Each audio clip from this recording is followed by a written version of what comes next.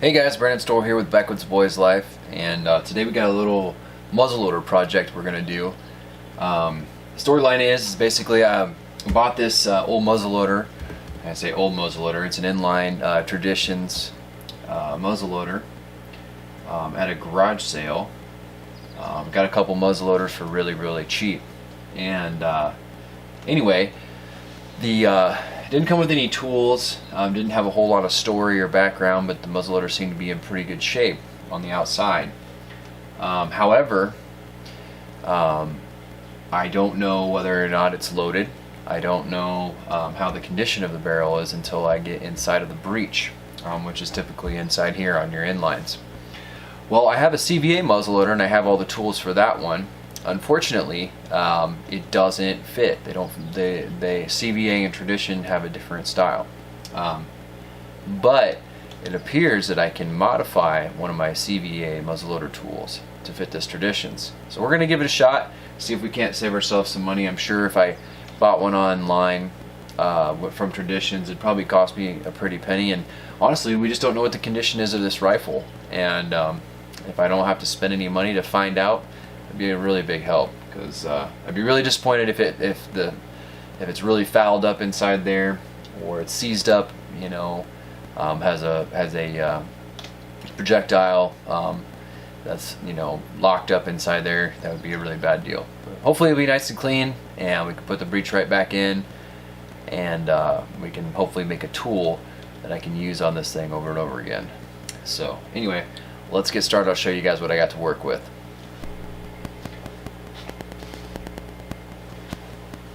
Okay, so this is the tool here. This is just an old CVA tool. It has a slot inside here, and then a little bit of a hole for a nipple to fit into, and then they have these holes on the tops on each side. The other side is an exact polar opposite of this. It's a nub that sticks out so that it can fit into like a male end into a slot. So basically, it's a reverse tool on each side. Well, I use the other side for my CVA. This side I don't use for any muzzleloaders at all. So what I'm going to end up doing is cutting out this ridge and making it wider so that it will fit onto the Tradition style. Because the Tradition style is exactly like this one. It's just this is too narrow. So we got a lot of material we're going to take off. And we're also probably going to have to drill out the interior to fit the nipple on it. So we'll just get started on it here, and we'll see what happens. Alright, so we're going to start out. We're going to use the angle grinder. I have an actual grinding wheel on here. I wouldn't use a cutter wheel. I mean, you could, but just use the right one. Also, safety first. Gloves, eye protection, like good eye protection, and hearing protection, so you don't die.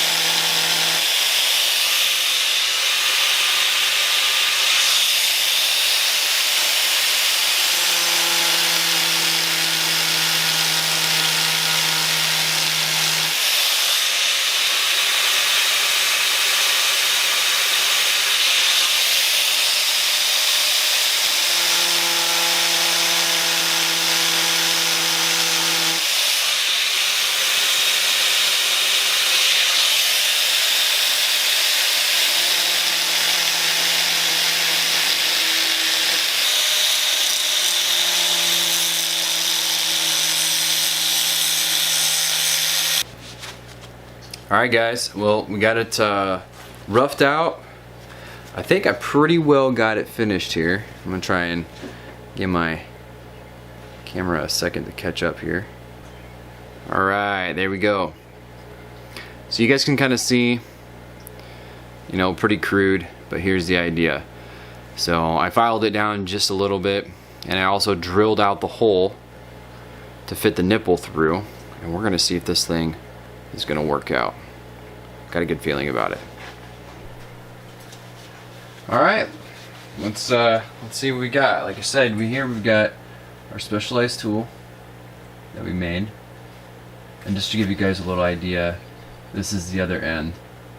This is what a CVA, my CVA, takes for a breech plug. So we're going to insert this in here. Kind of fits in there. A little sloppy. I'm not a machinist by any means. I'm just creative on this stuff. Alright.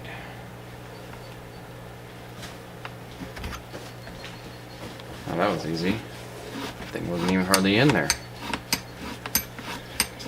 Wasn't no finger tight. Slick.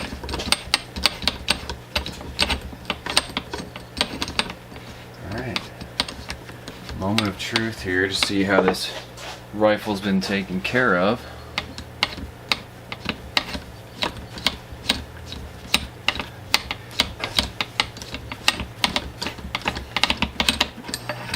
Get the tool out.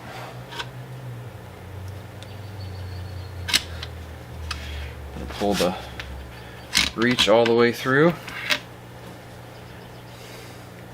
and that's covered in back the camera out.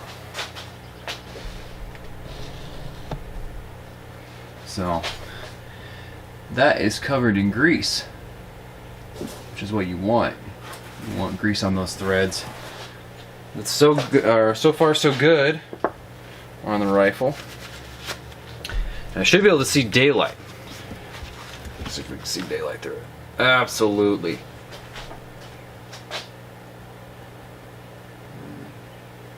Not bad. A little dirty. A little bit of residue. But not bad at all. Well, folks, there you have it. So, if in a pinch, you can make your own breech plug puller